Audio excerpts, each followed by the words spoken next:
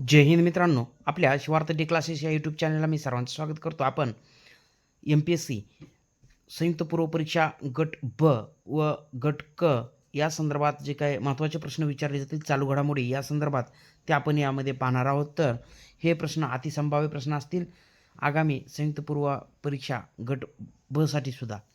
तर 2025मध्ये पहिले राष्ट्रीय बाल संरक्षण धोरण जाहीर करणारा देश कोणता?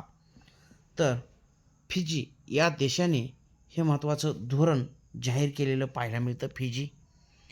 पुढचा पॉईंट आहे महत्त्वाचा, भारताची पहिली मानसिक आरोग्य राजदूत म्हणजेच की मेंटल हेल्थ ॲम्बॅसिडर म्हणूया आपण, लक्षात घ्या. म्हणून कोणत्या अभिनेत्रीची नियुक्ती करण्यात आलेली आहे? परिणीती चोप्रा, दीपिका पदुकोण, ऐश्वर्या बच्चन, आलिया भट. योग्य उत्तर काय असणार आहे? तर पर्याय क्रमांक 2 दीपिका पदुकोण. पुढे प्रश्न महत्त्वाचा आहे, भारतातील पहिले AI मंदिर कोणते? तर तिरुपती मंदिर, ओंकारेश्वर मंदिर, सोरटी सोमनाथ मंदिर, सूर्य मंदिर. पर्याय क्रमांक 1 म्हणजेच तिरुपती मंदिर हे भारतातील पहिले AI मंदिर असणार आहे. पुढे भारतातील पहिले महिला टुरिस्ट फ्रेंडली राज्य कोणते? प्रश्न येण्याची शक्यता दाट आहे मित्रांनो. महाराष्ट्र, गुजरात, गोवा, केरळ. तर पर्याय क्रमांक 4 केरळ हे राज्य भारतातील पहिले महिला टुरिस्ट फ्रेंडली राज्य असणार आहे. पुढे ताकाईची सानी या कोणत्या देशाच्या महिला पंतप्रधान बनल्या? आणि विशेष म्हणजे ताकाईची सानी या त्या देशाच्या पहिल्याच महिला असणार आहेत पंतप्रधान. Australia, Japan, Germany, France. तर पर्याय क्रमांक 2 या प्रश्नाचं योग्य उत्तर असणार आहे. जपान या देशाच्या ताकाईची सानी या पंतप्रधान बनलेले आहेत. पुढे सर्व महिलांना मासिक पाळीच्या वेळी दरवर्षी 12 दिवसांची रजा देणारे भारतातील पहिले राज्य कोणते? तर लक्षात घ्या महत्त्वाचं, सिक्कीम, तामिळनाडू, कर्नाटक, गुजरात. तर पर्याय क्रमांक 3 या प्रश्नाचं योग्य उत्तर असणार आहे कर्नाटक. पुढे महत्त्वाचा प्रश्न असेल, भारतातील पहिले अत्यंत गरिबीमुक्त राज्य कोणते ठरले? खूप IMP पॉईंट आहे मित्रांनो. गोवा, गुजरात, केरळ, उत्तर प्रदेश. तर पर्याय क्रमांक 3 केरळ हे राज्य भारतातील पहिले अत्यंत गरिबीमुक्त राज्य ठरलेलं आहे. पुढे बघूया आपण महत्त्वाचा पॉईंट. 2025मध्ये बंगालच्या उपसागरात एक वादळ निर्माण झालं, चक्रीवादळ म्हणूया आपण. मोथा असं त्या वादळाचं नाव आहे, मोन्था.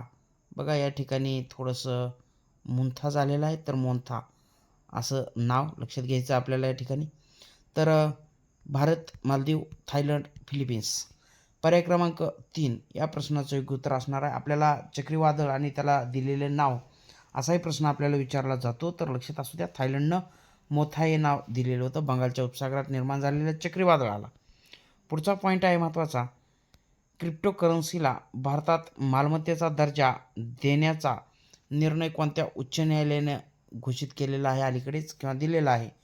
दिल्ली उच्च न्यायालय, मुंबई उच्च न्यायालय, कलकत्ता उच्च न्यायालय, मद्रास उच्च न्यायालय. पर्याय क्रमांक 4 मद्रास उच्च न्यायालयाने क्रिप्टोकरन्सीला भारतात मालमत्तेचा दर्जा देण्याचा निर्णय दिलेला पाहायला मिळतो. पुढे IMP असणार आहे मित्रांनो, आसियान संघटनेचा 11वा सदस्य देश कोणता? तर IMP क्वेश्चन आहे, Indonesia, Timor Leste, Malaysia, Singapore. पर्याय क्रमांक 2 तिमोर लेस्टे आसियान संघटनेचा 11वा सदस्य देश आहे. पुढे शालेय अभ्यासक्रमात बुद्धिबळाचा अभ्यासक्रम समाविष्ट करणारे भारतातील पहिले राज्य कोणते? गोवा, केरळ, गुजरात, उत्तराखंड. योग्य उत्तर असणार आहे मित्रांनो पर्याय क्रमांक 1 गोवा. या राज्याचे मुख्यमंत्री डॉक्टर प्रमोद सावंत यांनी गोवा राज्याच्या शालेय अभ्यासक्रमामध्ये बुद्धिबळ या खेळाचा जो काय अभ्यासक्रम आहे तो सुद्धा समाविष्ट करण्याचा महत्त्वाचा निर्णय घेतला. पुढे IMP पॉईंट आहे, लक्षात घ्या. संयुक्त राष्ट्रसंघाने सहकारी संस्थांचे आंतरराष्ट्रीय वर्ष म्हणून कोणते वर्ष जाहीर केले? 2024, 2025, 2026, 2027. पर्याय क्रमांक 2 या प्रश्नाचं योग्य उत्तर असणार आहे 2025 हे वर्ष. पुढे महत्त्वाचा पॉईंट आहे, सरदार वल्लभभाई पटेल यांची 150वी म्हणजेच 150वी जयंती कोणत्या वर्षी साजरी करण्यात आली? 2024, 2025, 2023, 2026. तर पर्याय क्रमांक 2 या प्रश्नाचं उत्तर असणार आहे 2025. पुढे, भारतातील पहिले अंडर आर्म क्रिकेट स्टेडियम कोणत्या ठिकाणी बांधले जात आहे? तर मुंबई, पुणे, सिंधुदुर्ग, रत्नागिरी. पर्याय क्रमांक 4 या प्रश्नाचं योग्य उत्तर असणार आहे रत्नागिरी. आणि या स्टेडियमचं नाव हे बघा कान्होजी आंग्रे यांच्या नावावरून देण्यात आलेलं दिसून येतं आपल्याला. कान्होजी आंग्रे यांचं नाव या स्टेडियमला देण्यात आलेलं आहे. कोण होते? तर ते आरमाराचे प्रमुख होते, छत्रपती शिवाजी महाराजांच्या आरमाराचे प्रमुख कान्होजी आंग्रे. पुढचा पॉईंट बघणार आहोत आपण महत्त्वाचा, जगातील पहिले स्काय स्टेडियम कोणत्या ठिकाणी बांधले जात आहे?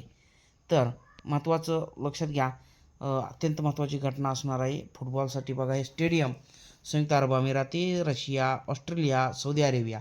तर पर्याय क्रमांक 4 सौदी अरेबिया या देशामध्ये हे स्टेडियम बांधलं जात आहे.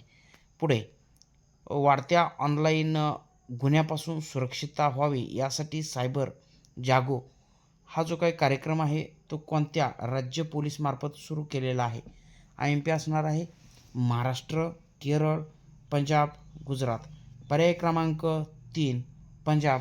या पंजाब राज्याच्या पोलिसांनी ऑनलाईन गुन्ह्यापासून सुरक्षितता व्हावी यासाठी सायबर जागो हा एक महत्त्वाचा कार्यक्रम सुरू केलेला पाहायला मिळतो आपल्याला. पुढचा पॉईंट आहे महत्त्वाचा, कोणत्या वर्षापर्यंत महाराष्ट्र कुष्ठरोगमुक्त राज्य हे ध्येय ठेवण्यात आले आहे? IMP असणार आहे मित्रांनो.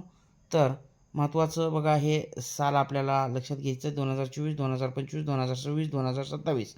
पर्याय क्रमांक 4 2027पर्यंत बघा आपल्या महाराष्ट्राला कुष्ठरोगमुक्त महाराष्ट्र घोषित करण्याचं एक किंवा कुष्ठरोगमुक्त राज्य बनविण्याचं ध्येय आपल्या राज्य सरकारचं पाहायला मिळतं.